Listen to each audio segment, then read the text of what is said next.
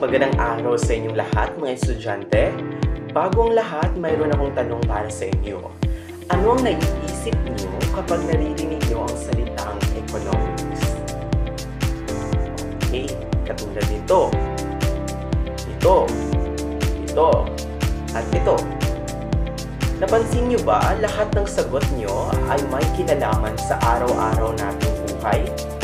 Ngayon, panoorin natin ito para mas maintindihan natin ang salitang economics. What is economics? Economy is a social science that examines how people will use resources and how these resources will be distributed. Essentially, it's concerned with production, consumption, and resource allocation.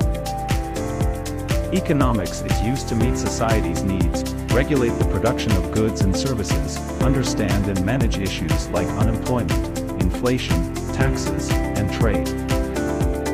Economics is also concerned with how a country or society can effectively utilize its resources, increase people's incomes, and reduce poverty. Ngayon naman, magtulungan kayo sa maliit na grupo. Hahatiin ko kayo sa tatlong pangkat. Buksan nyo ang Google Jamboard na naka-assign sa inyo at sagutin ang mga tanong: ano ang kahulugan ng economics? Bakit tinuturing na agham panlipunan ito? Saan natin ito nakikita sa ating araw-araw?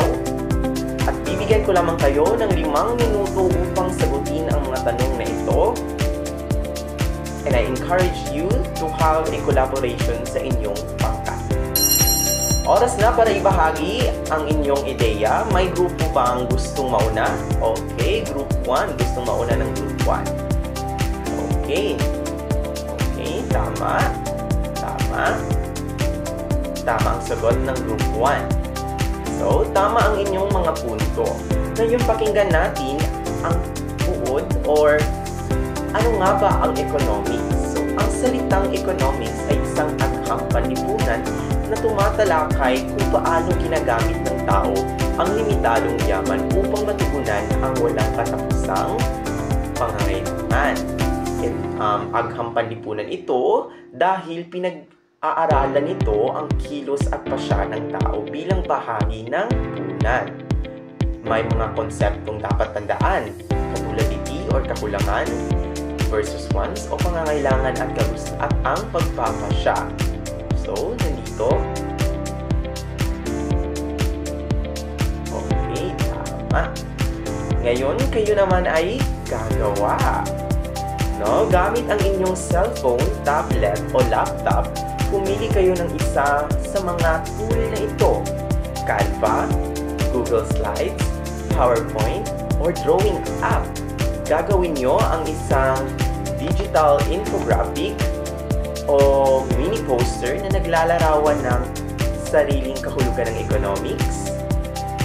Mga halimbawa ng economics sa tunay na buhay, katulad ng pagbabudget natin at pagtitipid, o maikling pagmuni-muni. Sagutin ang tanong na, bakit mahalaga ang pag-aaral ng economics? Okay. Bibigyan ko lamang kayo ng 10 minuto upang gawin ito. Kapag kayo ay tapos na, pipili tayo ng 2 o 3 estudyante para ibahagi ang kanilang gawa sa klase. Ipopost din ito sa ating Google Classroom. Okay, mamimili ako kung sino ang may pinakamagandang gawa. Napakaganda ng inyong mga output, mga estudyante. Nakita natin kung paano ang economics ay hindi lang tungkol sa pera, kundi sa tamang pagdidesisyon para sa sarili, pamilya at lipunan. Dito lang nagtatapos ang ating diskusyon. Maraming salamat sa pakikinig at hanggang sa muli. Here are the biggest threats to the global economy in 2023. Inflation continues to be a major threat for economies both large and small, as governments battle with out-of-control prices for many essential goods. This can not only